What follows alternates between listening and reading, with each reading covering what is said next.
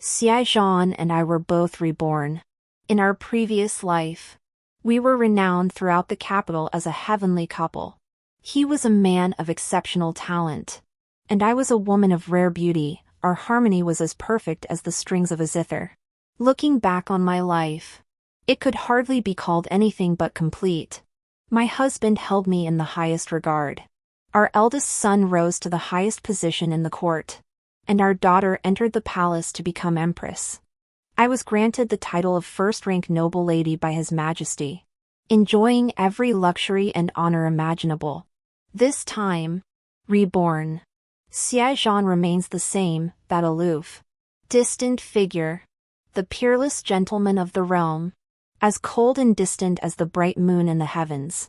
But I no longer harbor foolish dreams, striving to pluck the moon from the sky. I no longer exhaust myself trying to please him. I no longer tempt him. Xiaozhan and I. This lifetime, we should never meet again. From now on, our paths shall never cross. In my past life, my marriage to Xiaozhan was a carefully orchestrated scheme. My aunt was the second wife of the duke's household. After my mother passed away, my aunt brought me into the mansion to raise me personally. Having no children of her own, she cherished me like her own daughter. The servants in the mansion paid her outward respect, but behind her back, they mocked her. Some poor relative trying to milk the duke's household dry. They whispered, "A merchant's daughter is beneath respectability." My aunt was gentle-natured. After over a decade in the Marquis's household, she remained adrift like rootless duckweed. Without authority over the household or anyone to support her, she would retreat and weep in private when faced with troubles. My nature was entirely different from hers. From childhood, I was competitive and ambitious, actively pursuing whatever I desired. The moment I laid eyes on Xiaozhan, my chaotic heartbeat told me, I wanted him. But who was Xiaozhan? He was the eldest son of the duke's household, noble and refined as orchids and jade trees. He was the peerless gentleman of the realm, as radiant as the moon in the heavens, cool and aloof, the epitome of a proper gentleman. How could an orphaned daughter from a merchant family like me ever hope to touch him? The noble ladies of the capital mocked me, calling me shameless and delusional. Everyone said I was unworthy, but I insisted on him. Xiaozhan eventually married me. At a banquet, he was ambushed by villains and poisoned with a potent drug. I volunteered to share his bed to counteract the poison. That night, he was tender beyond measure. Even under the drug's influence, he struggled to restrain himself. He caressed me tenderly, prioritizing my comfort. When pain made me cry out, his eyes flashed crimson. He closed them tightly, forcing himself to stop. Don't cry. Don't cry.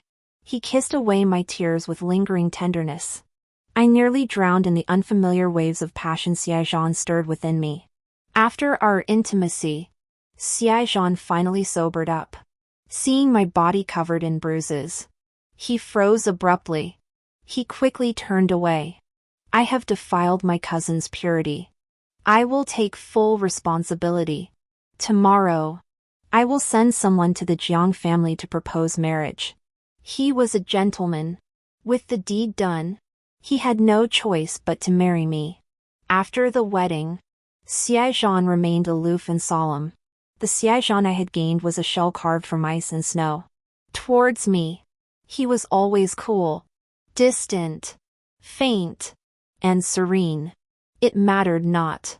If the mountain would not come to me, I would go to the mountain. Through my relentless persistence, we gradually began to resemble a divine couple. For instance, when I played the zither, he would harmonize with his flute. Or when we played chess, he would tolerate my repeated retractions of moves. Xiaozhan took no concubines, kept no beautiful maids. Everyone envied my good fortune. They said I married the finest man in the world, so devoted to his wife. Hearing this, I merely smiled faintly. Reflecting on my life. Not only did I marry Xiaozhan as I wished and raise two outstanding children, but I was also granted the title of first-rank noble consort by His Majesty. Enjoying the height of honor and wealth. Life seemed perfectly complete. Until my final moments. I gazed into Xiaozhan's eyes, unchanging and still as they had been for decades. As if possessed. I asked, Xiaozhan, have you ever truly cherished me? Xiaozhan remained silent. I smiled and closed my eyes. In my dying breath. It felt as though I had returned to our wedding night. Xiaozhan was long overdue. I lifted my veil myself and made my way to the study, where I found Xiaozhan, drunk to the point of unconsciousness. He lay sprawled across the desk, his brow slightly furrowed, cheeks flushed crimson, eyelashes quivering lightly. A sense of brokenness emanated from him. On the desk lay a painting, a beauty sleeping amidst spring quince blossoms. The ink was still wet, clearly a recent work. Though the beauty was depicted only from behind, I recognized her instantly. It was the crown prince's betrothed, Xin Yunli, daughter of the prime minister. Moonlight streamed through the window, bathing the new painting. Every stroke was saturated with affection. I suppressed the flood of thoughts surging within me. I slipped quietly from the study, as if I had never been there, never seen it. Back then, I was young and headstrong, refusing to turn back until I hit a brick wall. If there is a next life, I will live differently. No more foolish dreams of reaching for the moon. No more exhausting efforts to please Xiaozhan. No more tempting him. Xiaozhan and I. In the next life, we should never meet again. From now on, our paths shall never cross. When I opened my eyes again, I had reborn to the night Xiaozhan was drugged. At that moment, I straddled Xiaozhan's waist. My silk robe half undone, my fragrant shoulder slightly exposed. And Xiaozhan's hands that had spent years holding brushes and playing the zither, were now clasped around my slender waist. His fingers were long and slender, with distinct knuckles, the veins on his hand bulging. The pressure on my waist fluctuated, sometimes light, sometimes heavy. I couldn't tell if he wanted to hold tighter or let go. I froze for a moment. Then I snapped back to reality and pushed him away. This cannot be. I flipped off the bed, pulled my half-undone robes tight, and covered my chest completely. Xiaozhan leaned back against the bed. His face flushed crimson, his dark hair cascading like a waterfall, his clothes disheveled. Stripped of his usual cool reserve, he resembled a soul-stealing demon in the night, his entire being radiating a startling, intoxicating beauty. His dark eyes were hazy, gazing at me with a dazed expression, his voice low and hoarse. We are husband and wife. Why not? My heart trembled slightly. Then I understood, Xiaozhan must have been reborn too. But I had sworn, if there was a next life, I would stay far from Xiaozhan. Thinking this, I lifted my tear-filled eyes to meet his. My cousin and I, he unmarried. I unwed, how could we be husband and wife? I know you've always looked down on me, why must you humiliate me like this? Hearing this, the haze in Xiaozhan's eyes gradually cleared. He first scanned the surroundings, then met my tear-filled gaze. His brows slightly furrowed. I'm sorry, but I couldn't bear to hear another word. I abruptly cut him off. Rest assured, cousin, I'll never bother you again. With that, I bolted, running into the night breeze. I made my way to the lakeside. Using the clear lake surface, I carefully composed myself, as if nothing had happened, and returned to the banquet. My aunt grasped my slightly chilled hand. Where have you been so long? Your hands are frozen. Are you cold? I gave her a sweet smile. Auntie, I'm not cold. I'm very happy. Auntie smiled back. That night, Xiaozhan did not return to the banquet. The next morning, Auntie and I were having breakfast. Someone from Xiaozhan's entourage came to report. The young master is ill and cannot come to pay his respects to the lady. He begs your forgiveness. Xiaozhan possessed the noble bearing of a gentleman, disciplined and respectful. Though his relationship with his stepmother, my aunt, lacked warmth, he observed every proper courtesy. My aunt set down her chopsticks and asked with concern, "Why has he suddenly fallen ill? Has a physician been consulted?" The servant Emochi glanced up at me. I pretended not to hear, continuing to sip my old duck soup. Emochi respectfully replied, "He said he drank some wine at a banquet last night and accidentally missed a step, falling into the lake. The lake water in early spring is bone-chillingly cold. Even the strongest constitution couldn't withstand such ordeal. He developed a high fever upon returning last night, and it still hasn't subsided."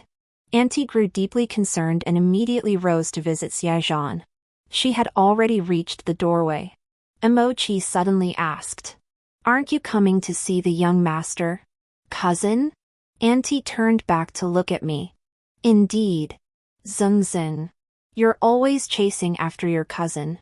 Why aren't you going with them today?" I set down my spoon. "I shan't be going. Please convey my regards to my cousin, Auntie."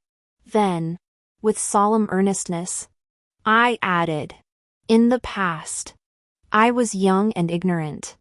I shan't pester my cousin anymore."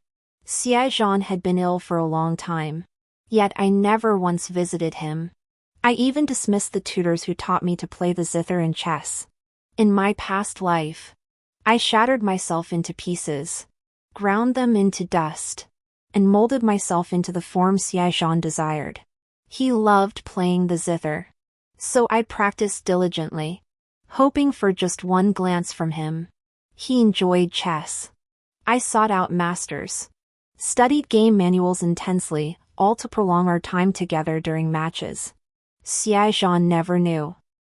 Truthfully, I never loved playing the zither or chess. This time, I will be the real Jiang Wenjing. I told my aunt I wished to move out of the Duke's residence. Since I must distance myself, I should no longer share the same roof with Xiaozhan. My aunt clutched my hand, tears falling in a steady stream. I had lived in the Duke's residence since I was 10, 5 years now. Having spent every day with my aunt all this time, she was utterly heartbroken at the thought of parting. "Xingxin, have you heard the news? Zhaner is to be betrothed to the eldest daughter of the Prime Minister's household." I froze. It felt both sudden and yet somehow inevitable. Even I longed for a different life. Xiaozhan would naturally wish to make amends for the regrets of his past life. Yet I still couldn't quite grasp it. Wasn't Miss Shen designated as the Crown Prince's betrothed by His Majesty? My aunt explained. When His Majesty arranged the Crown Prince's betrothal, he didn't specify which Shen family daughter. Besides Shen Yunli, the Shen family has a second daughter, a quiet one, known to few. If the eldest Shen daughter marries Zhaner, the Shen family will likely send the second daughter to the Eastern Palace. News of the two families' betrothal hadn't spread yet. I only learned of it by chance when the Duke mentioned it last time. I nodded, feeling a weight lift from my shoulders. The tangled marriage of my past life could be corrected in this one. I only had to wait half a month for Wu Jin to arrive in the capital. Then I could move away. New rumors began circulating in the mansion. They said I had failed to seduce the young master and now resorted to playing hard to get. While those two maids gossiped in the rear courtyard, I was organizing books in the library. Originally, I had spent lavishly to collect these rare editions to please Xiaozhan. I intended to take them all with me when I left the Duke's residence. I intend to take them all with me when I leave the Duke's residence. As I worked, the chatter below reached my ears. Miss Zhang's up to her old tricks again. She was all over the young master before. But now he's ill and she's gone cold. Clearly she's just stringing him along. A courtesan is a courtesan, nothing but the sleazy tricks of the brothel. But no matter how many tricks she uses, The young master won't like her. Her figure is alluring. Her looks garish, she's nothing like a proper young lady from a distinguished family. I couldn't be bothered to pay attention, dismissing it as mere barking. Yet then I heard a familiar voice rebuke. How dare you? The voice was cold and clear, like ice and snow. I peered down. After his illness, Xia Zhan looked noticeably thinner. A moon-white robe draped over his frame, the wind rustling through it, revealing his gaunt frame. Beside him stood a woman of rare, ethereal beauty. It was Xin Yunli, the daughter of the prime minister. The two maids turned ashen with fright, stumbling to their knees with a thud. Please forgive us, young master. We know we've erred. Xia Zhan's expression was icy. Half a year's salary docked. Then go to Steward Meng for 10 lashes. After the maids retreated, sobbing, Xin Yunli looked at Xia Zhan in confusion. Why did brother Zhan lose his temper? It was just a minor incident, servants gossiping. Why such a severe punishment? She and Xia Zhan had grown up together. Their familiarity carried an intimacy others couldn't penetrate. Xia Zhan lowered his gaze, his tone calm and detached. The servants in this household grow increasingly insolent. This severe punishment serves as a warning to others. A fleeting shadow crossed Xin Yunli's eyes before she smiled again. Her tone teasing. Sounds noble enough. But isn't it really to protect Miss Jiang? Ah, Miss Jiang is truly formidable. Xia Zhan lowered his gaze upon her, his dark eyes concealing a hint of indulgent affection. I did not act to protect my cousin.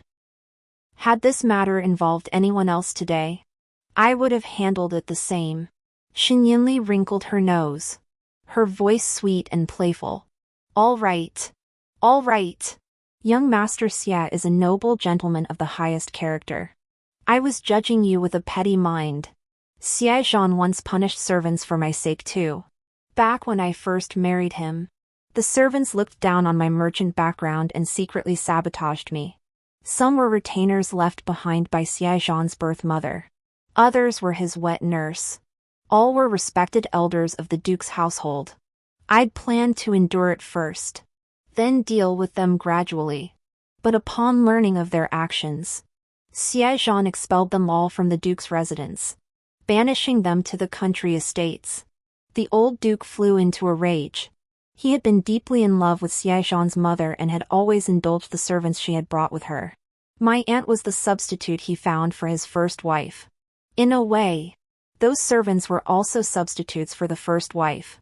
In the end, Xia Zhan was punished to kneel in the ancestral hall for 7 days and nights in self-reflection. I snuck to the ancestral hall in the middle of the night to kneel beside him. Xia Zhan tried to send me away, but I squeezed close to him and clung on. I wouldn't leave. The trouble started because of me. And besides, we are husband and wife, we should share hardships together.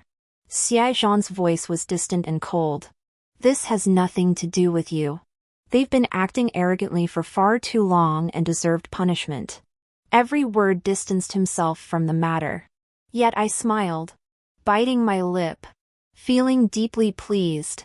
After all, Xia Zhan didn't wait to punish them. The moment the servants offended me, he dealt with them immediately. Yet he stubbornly insisted it had nothing to do with me. I didn't believe a word of it.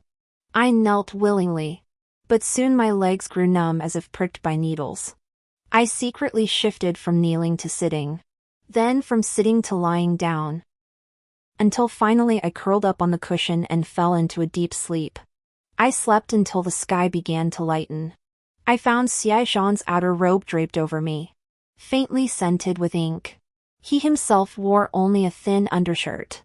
He remained kneeling, his back still perfectly straight, his posture as elegant as a slender bamboo. It was early winter, and the ancestral hall was bitterly cold. Xia Zhan had given me his robe, catching a severe chill himself that left him gravely ill. Watching him sickly red-faced with fever, I nearly hated myself for sleeping in the shrine. I wept uncontrollably, Clutching his bedside, he gazed at me with calm, lowered eyes. If one of us must fall ill, let it be me. After all, I am your husband. I chewed those words over and over in my mind. Somehow, I managed to find a hint of sweetness in them. Tears still glistened on my cheeks. Yet my thoughts drifted to a vague hope. Surely Xiaozhan must feel something for me? Why else would he dismiss my mother's attendant to assert his authority over me? Why else would he willingly give me his outer robe? Endure his own illness without waking me? It took me most of my life to understand. Xiaozhan's feelings toward me never stemmed from affection. Only from his character. He is a good man. He simply does not love me. Weren't you looking for that rare volume? Let's go. As they spoke, they entered the library. I didn't want to run into them. I stayed hidden in the attic, waiting for them to finish searching and leave. Unexpectedly, after searching downstairs for a while, they soon made their way back up the wooden staircase to the attic. The attic was small. There was nowhere to hide. So I gave up trying. I collided with them head-on. Our eyes locked. Xiaozhan's icy gaze darkened. Xin Yinli exclaimed in surprise. Miss Jiang is in the attic? Good thing Brother Zhan and I didn't speak ill of you earlier. She gave me another once-over. Her smile radiant. Seems the rumors aren't entirely unfounded. Miss Jiang is dressed quite vividly today. Quite different from before. Even I find it rather appealing. The noble ladies of the capital city always spoke with hidden barbs and veiled meanings. First, they mocked me for eavesdropping. Then, they mocked my garish attire. But I remained unperturbed, replying with a flat tone. I certainly cannot compare to Miss Shen's noble elegance and refined demeanor. In my previous life, to please Xiaozhan's austere and proper nature, I scarcely ever wore makeup. My jewelry and hairpins were all jade, and my garments were predominantly plain and understated. But today, I wore a crimson gown. My lips were painted with vivid rouge, and my hair adorned with a glittering golden hairpin. Dressed so elaborately, it seemed as if I were trying to seduce someone. But this is the real me. I adore vibrant dresses, beautiful cosmetics, and dazzling, opulent jewelry. I used to despise that garish version of myself. Countless times, I tried to transform into Xin Yinli, a refined, jade-like lady of noble birth. Now, however, I feel perfectly content. I no longer wish to live as someone else. After wrestling with myself for so long, I choose to be me. I carried the box I'd just packed, ready to head downstairs. Xiaozhan's gaze swept over the box in my hands before he suddenly spoke. Where is my cousin taking all these books? I didn't want to stir up trouble. Reading. To pass the time. Xiaozhan fixed his eyes on mine. For a moment, neither of us spoke. The attic fell abruptly silent. Xin Yinli curved her lips into a smile, breaking the dead air in the room. Can Miss Jiang really read all these books? Perhaps they should be left for someone who truly loves them. Her eyes lit up as she picked up the top book, turning to Xiaozhan with a look of delight. Brother Zhan, this is precisely the rare copy of the pharmacopoeia I've been searching for. A surge of anger flared within me, and my voice grew stiff. Taking without permission is theft.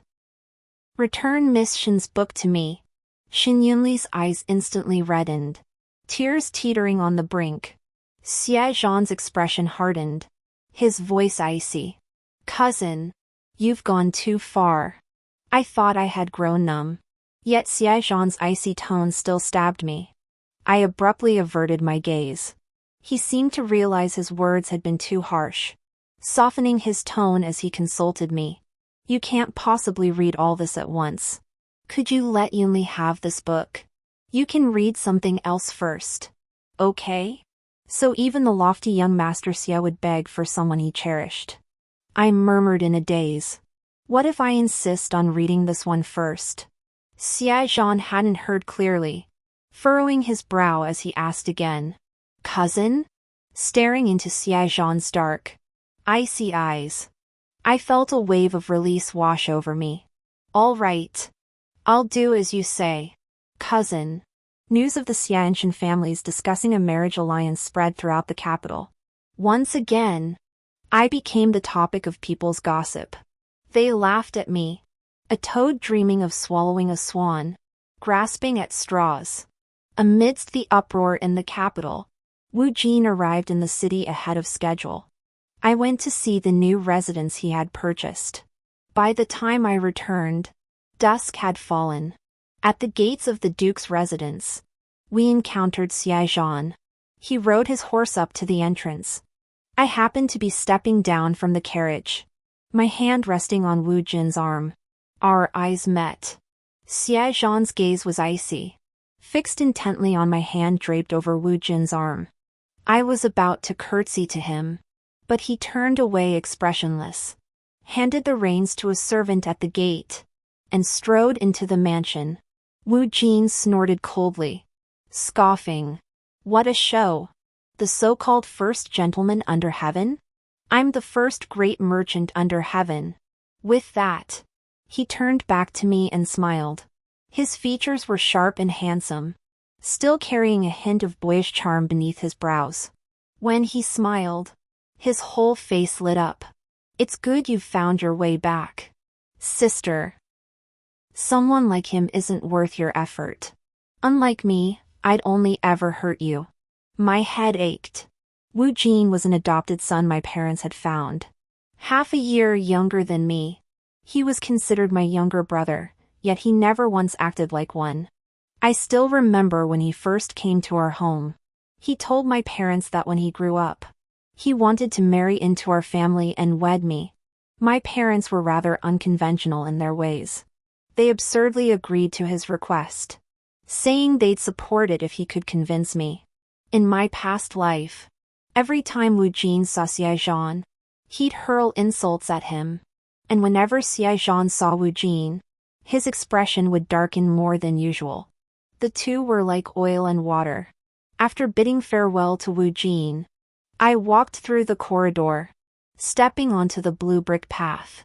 Just as I neared the courtyard gate, I paused. Under the magnolia tree not far away stood a tall, slender figure. Xia Zhan slowly emerged from the shadows. Moonlight poured over him like water, making him resemble an immortal descended from the heavens. Xia Zhan's gaze was cold as he silently studied me for a long time. So long that I was about to make an excuse to leave when he finally spoke indifferently. Wu Jin is a man of profound cunning and devious ways. He is no good person. I was slightly taken aback. I hadn't expected him to misunderstand my relationship with Wu Jin. I didn't wish to elaborate, replying calmly, Wu Jin is a good man. At least he's entirely sincere with me. Xia Zhan's face paled. It's getting late. Cousin, you should return to your quarters and rest, I said lightly, turning to walk back to my courtyard. As we passed each other, Xia Zhan suddenly grabbed my wrist. His grip was tight, pinching my skin until it hurt. Xingjin, don't choose Wu Jin. I turned back, looking at his hand clasped around mine. Cousin, you've overstepped. He didn't release his grip. The corners of his eyes were faintly reddened, his tone restrained and subdued. Though we didn't go all the way that night, we shared physical intimacy. I ought to take responsibility for you. Xingjin, will you marry me? The same promise as in my past life, to take responsibility for me. To marry me. But I no longer need it. My life is my own responsibility. I reminded him, word by word. Cousin, you and Miss Shin are already discussing marriage. Xia Zhan snapped out of his daze, his lips parting, yet no words came out. He could only slowly, helplessly release my hand. The next morning, I went to bid farewell to my aunt. My belongings were already loaded into the carriage, and Wu Jin was waiting by the side. Seeing me emerge, He hurried over, his entire face a smile, eyes sparkling with delight. Sister, I brought your favorite red bean cakes and jujube flour pastries. Motherly got up early to make them, her specialty. They're still warm. Hop in and have some. My eyes lit up, my mouth watering instantly. I couldn't wait to climb aboard. The carriage interior was smooth and spacious. Wu Jin opened an exquisite food box, and the sweet aroma of the pastries instantly filled the entire carriage. I took out a red bean cake. The moment I gently bit into it, the sweet, glutinous, and soft texture exploded in my mouth. The familiar taste nearly brought tears to my eyes. I had once made red bean cakes for Xiaozhan. I learned the craft from Motherly since childhood, mastering 8 parts of her true skill and pouring in 10 parts of my own heart. I selected each red bean myself, plump, round, bright red, and perfectly full. I chose red bean cakes because red beans also symbolize longing. That was my most successful batch. I joyfully delivered them to Xiaozhan. He happened to be hosting a poetry gathering, and Xin Yinli was there too. She covered her mouth and laughed. Miss Jiang, why would you bring such a thing to Brother Zhan? Having come from Yangzhou, you must not know that the young nobles and ladies of the capital don't eat red bean cakes, they're for common folk.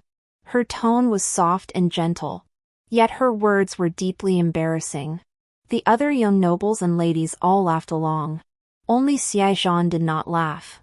He took the food box from my hands, his tone cool as he diffused the awkwardness for me. Thank you, cousin. I'll try them tonight. Later, when I sought him out again, I saw that box sitting in a corner, covered in a layer of dust. Gently lifting the lid, I saw the red bean cakes inside untouched, dried out and shriveled like pickled vegetables. I was to Xiaozhan like that box of red bean cakes. He accepted it out of courtesy and upbringing, yet held no interest, leaving it to gather dust in the corner. After that, I never touched red bean cakes again, viewing this pastry as a source of shame. But what fault lies with the pastry? Clearly, the fault rests with those who categorize food into rigid hierarchies. I stuffed it into my mouth so hastily I nearly choked. Wu Jin gently patted my back, poured me another cup of warm floral tea, and gazed at me with eyes clear and pure. Take your time, sister. Try this floral tea, it cuts through the richness nicely. Steamy vapors dampened my lashes. It had been so long since I'd felt the warmth of someone's care. Though my aunt treated me like her own daughter, she was naive and fragile. Life in the Duke's mansion wasn't easy for her, mostly. I was the one protecting her. In my past life, Xiaozhan and I were husband and wife. Yet he never once reached out to me. He simply stood there silently, waiting for me to struggle step by step toward him.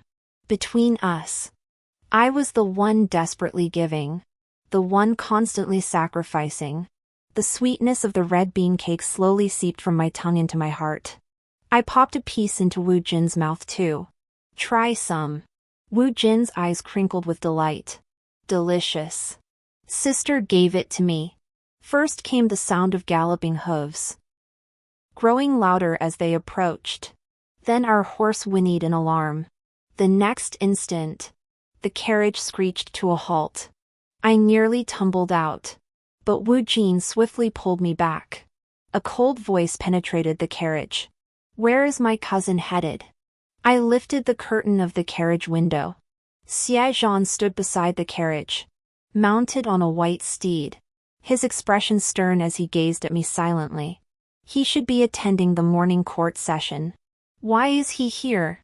I hadn't intended to disturb him with my departure. But at this point, there was no need for secrecy. Cousin, I must go. Xiaozhan's jaw tightened, his fingers white as he gripped the reins. Why? The Duke's residence is not my home. Where is your home? Is Wu Jin's place your home? He is my brother. Brother. Xiaozhan's mocking smile flickered, a fleeting glint in his eyes. Jiang Wenjing. You always do this, always clinging to your own delusions. The once clear sky had begun to rain without warning. A spring breeze stirred, carrying fine threads of mist. Xie Zhan's face glistened with droplets, tears or rain. It was impossible to tell. The corners of his eyes were reddened as he asked, his voice trembling. Xingjin, you've come back too, haven't you? A spring thunderclap cracked down. Yet my heart remained still as water, stirring not a single ripple. Xie Zhan choked back sobs, speaking frantically and urgently. Xing, have you cast me aside? Yes. What of the children? Have you forsaken our 2 sons and daughters too? They will find better homes, with parents who love each other, and live happily ever after. Xie Zhan's face turned deathly pale, the icy mask he always wore cracking inch by inch. My expression remained serene. Xie Zhan, what you feel for me isn't love, only years of dependency. You betrayed me in your past life. In this one, do not betray Xinyunli again, and do not betray your own true heart. The rain grew heavier. Xie Zhan stood dazed in the downpour, a faint smile finally forcing its way through his expression after a long while. Take care on your journey, cousin. Should you face hardship, seek me at the Duke's residence. I shall always be your cousin. The wheels rolled forward once more. Xie Zhan stood by the roadside, watching me disappear into the distance. And I never once looked back. Spring gave way to autumn, and 5 more years passed.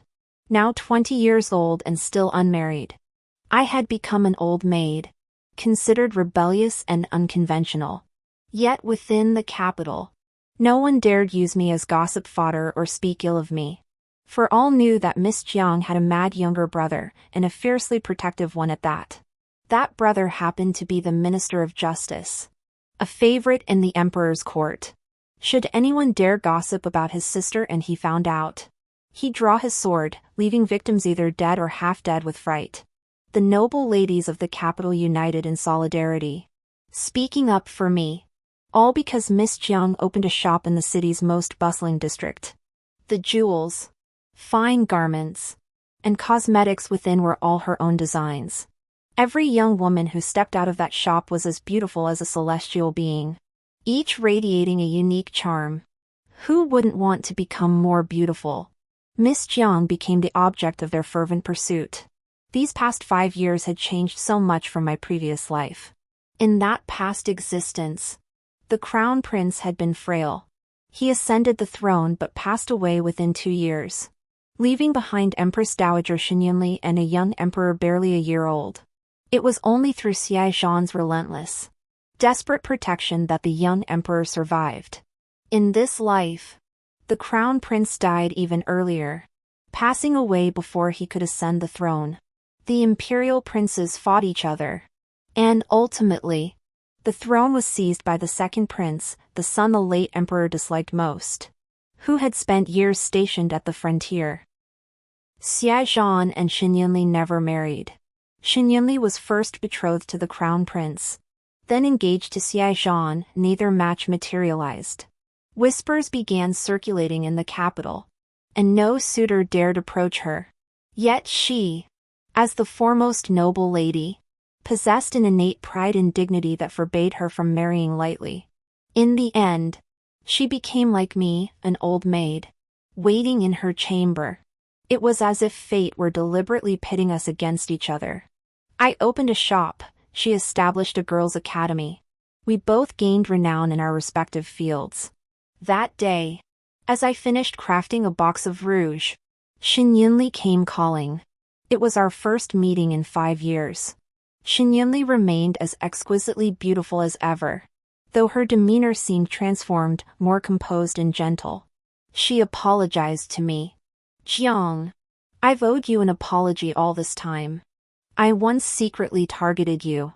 I was shallow back then. Reading and writing were merely tools to gain leverage. Only through these 5 years of teaching did I begin to grasp some truths about being human. As she spoke, she bowed deeply to me, Surprised. I helped her up and returned the deep bow. We shared a smile. All past grievances seemed to vanish into thin air. Xinyinli was setting off on her travels. She said reading 10,000 books couldn't compare to journeying 10,000 miles. Her 5 years as a student had made her acutely aware of her own shortcomings. She was going to discover herself, to see the world, to witness the heavens and earth. I embraced her. Don't say the sunset years are too late, the sky still glows with crimson clouds. I'll wait for your safe return in the capital. On the day she left the city, a fierce wind arose. Sand and wind stung my eyes, and tears unexpectedly fell. Wu Jin wiped my tears, half-jokingly complaining, "Sister is soft-hearted with everyone, yet only cruel to me." He laughed again as he spoke. The jade-faced demon who silenced children's night cries. The ruthless and madly tempered Chief Justice of the Dali Temple, before my sister. He always wore a gentle, painted eyebrow expression, his gaze soft and warm. But it didn't matter. I loved my sister, and I would always be by her side. My heart felt as though it were soaked in a honey pot, sweet to the point of cloying. Over these 5 years, Wu Jin had gradually warmed my once numb heart. It began to beat again, vibrant and full of life. Only then did I understand the true taste of being loved wholeheartedly. I took Wu Jin's hand and walked with him to our parents' graves. "Do you remember what you told our parents back then?" Wu Jin seemed to have already guessed what I wanted to say, his eyes shining with an astonishing light. "I don't want to be an adopted son, nor do I want to be a younger brother. When I grow up, I will marry Jiang Wenjing as a son-in-law." My eyes crinkled as I whispered softly, "Then, Jin, will you marry me?" Wu Jin's eyes suddenly flushed crimson. He pulled me into his arms with a start, his voice hoarse. "Sister, Zingzing, I've waited for those words for so very long, 2 lifetimes long." My heart ached. I embraced him back, tears streaming down my face. I hadn't guessed wrong, Wu Jin had been reborn in this life too. In our past life, he never married for my sake, willingly managing the Jiang family's estate for me his entire life. Before turning 30, exhaustion ruined his health. After his death, he bequeathed every last possession to me. On his deathbed, he held my hand and called me sister with a sly smile. "Sister, I'll tell you a secret. I traded my remaining life to beg the Buddha for one more chance at rebirth. Next time, choose me, okay?" I thought it was just a passing jest. Gradually, I forgot about it. It wasn't until 2 years ago that it suddenly came back to me. It turns out my second chance at life was entirely due to Wu Jin's plea. Wu Jin and I held our grand wedding, a 10-mile procession of red bridal finery. An extravagant spectacle. Even His Majesty sent congratulatory gifts. Many of the guests present had been beaten by Wu Jin himself. Can we talk? Back then, when Lord Wu beat us so badly, I could tell right away he felt something special for Miss Jiang. It definitely wasn't just sibling affection. Did it even need seeing? Whenever Miss Jiang was around, Lord Wu's eyes practically glued themselves to her. Even a blind man could tell. "Oh, really? You saw it all along and didn't tell me?" I was foolishly confessing my feelings to Miss Jiang, wondering why Lord Wu's gaze felt like he wanted to kill me. Everyone chuckled and teased me, but I knew none of this. Covered in my red veil, I sat quietly by the bed, waiting for Wu Jin. I knew he wouldn't keep me waiting long. Sure enough, moments later, I heard the door creak softly as someone pushed it open. My heart skipped a beat, and I felt a sudden surge of nervousness. "Jian, have you returned so quickly?" The figure didn't answer. Thinking Wu Jian might be displeased with my address, I suppressed my embarrassment and called out again. "Husband." The figure finally stirred, turning and hurrying away. I froze, then realized that figure hadn't been Wu Jin. If I'm not mistaken, It must have been Xiaozhan. Soon the door opened again. Wu Jin entered with light steps, approached me, and gently lifted my red veil. The moment our eyes met, his cheeks flushed crimson. "Sister, you're so beautiful." I gazed into his clear, gentle eyes, brimming with love. We drank the ceremonial cup of wine. Both of us sat dumbly on the bedside, neither moving, thinking it was my place as the elder sister to take the initiative. I gathered my courage to untie Wu Jin's sash. After fiddling with it for ages without success, cold sweat began to bead on my forehead. My aunt took me into her home to raise me personally. "Sister, please stop touching me. You have no idea how hard this is for me." My face flushed scarlet, and I dared not move again. Wu Jin swiftly shed his outer garments and gently embraced me as we slipped beneath the crimson canopy.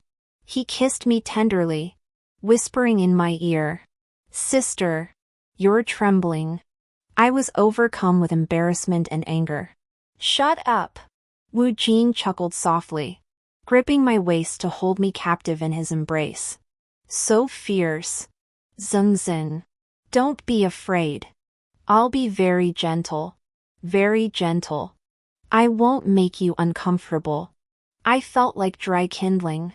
One spark would set me ablaze, reducing me to ashes. Or like a fish gasping for water. Parched. Searching desperately for a source. Outside, leaves rustled in the wind. Inside, the red candle flickered. The long night held no sleep. The end.